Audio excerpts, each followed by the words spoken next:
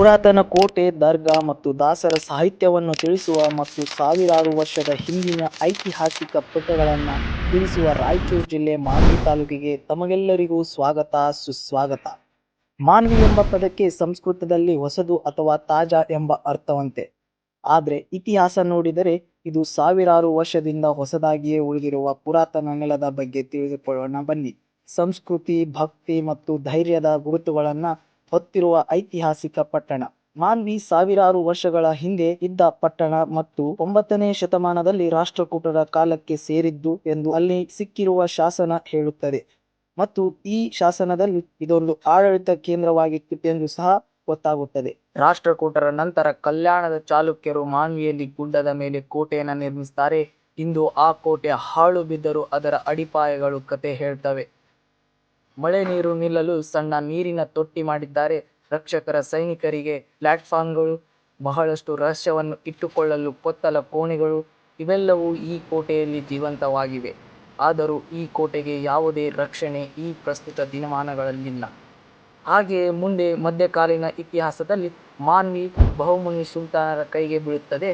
ನಂತರ ವಿಜಯನಗರ ಸಾಮ್ರಾಜ್ಯ, ಆಮೇಲೆ ಆದಿಲ್ ಶಾಹಿಗಳು, ಕೊನೆಗೆ ಹೈದರಾಬಾದ್ ನಿಜಾಮನವರು ಈ ಮಾನ್ವಿಯನ್ನು ಆಳ್ತಾರೆ. ಪ್ರತಿ ಸಾಮ್ರಾಜ್ಯ ತಮ್ಮ ಗುರುತುಗಳನ್ನ ಬಿಟ್ಟು ಹೋಗಿವೆ. ಜುಮ್ಮಾ ಮಸೀದಿ, ಕೋಟೆಯ ಮೇಲೆ ಇರುವ ಗೋಸ್ಪೀರ್ ದರ್ಗಾ ಮುಸ್ಲಿಂ ವಾಸ್ತುಶಿಲ್ಪದ ಚಿಹ್ನೆಗಳಾಗಿವೆ. ಮತ್ತು ಇದರ ಜೊತೆಗೆ ಮಲ್ಲಿಕಾರ್ಜುನ ಸ್ವಾಮಿ ದೇವಸ್ಥಾನ, ಚೌಡೇಶ್ವರಿ ದೇವಿಯ ಜಾತ್ರೆಯನ್ನ ಪ್ರತಿ ವರ್ಷ ಸಾಂಸ್ಕೃತಿಕವಾಗಿ ಸಂಭ್ರಮಿಸುತ್ತಾರೆ. ಇವೆಲ್ಲವೂ ಮಾನ್ವಿಯ ಧಾರ್ಮಿಕ ಶತಮಾನಗಳಿಂದಲೇ ಸಾಕ್ಷಿಯಾಗಿವೆ ಎಂದು ತಿಳಿದುಕೊಳ್ಳಬಹುದು.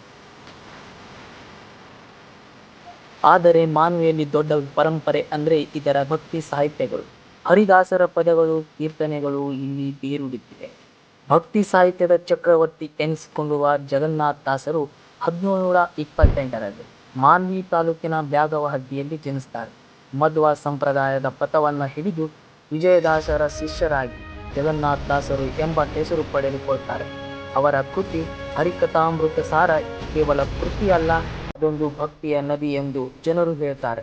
1809ರಲ್ಲಿ ಮಾನ್ವಿಯಲ್ಲಿ ನಿಧನರಾಗ್ತಾರೆ. ಅವರ ಸಮಾಧಿಯನ್ನು ಅಲ್ಲಿಯೇ ನಿರ್ಮಿಸಲಾಯಿತು. ಇಂದಿಗೂ ಆ ಸಮಾಧಿ ಭಕ್ತರ ತೀರ್ಥಸ್ಥಳವಾಗಿದೆ. ಮಾನ್ವಿಯಲ್ಲಿ ಕನ್ನಡ, ತೆಲುಗು, ಉರ್ದು ಮಾತನಾಡುವ ಜನರಿದ್ದಾರೆ. ಊರಿನ ಹೊರವಲಯದಲ್ಲಿ ಹಳೆಯ ಕೋಟೆ, ಕೋಟೆಯ ಮಧ್ಯದಲ್ಲಿ ದರ್ಗಾ, ಬೆಟ್ಟದ ಮೇಲಿನ ದೇವಸ್ಥಾನಗಳು ಇವೆಲ್ಲವೂ ಒಂದೇ ಬೆಟ್ಟದ ಮೇಲೆ ನಿರ್ಮಾಣಗೊಂಡಿದೆ.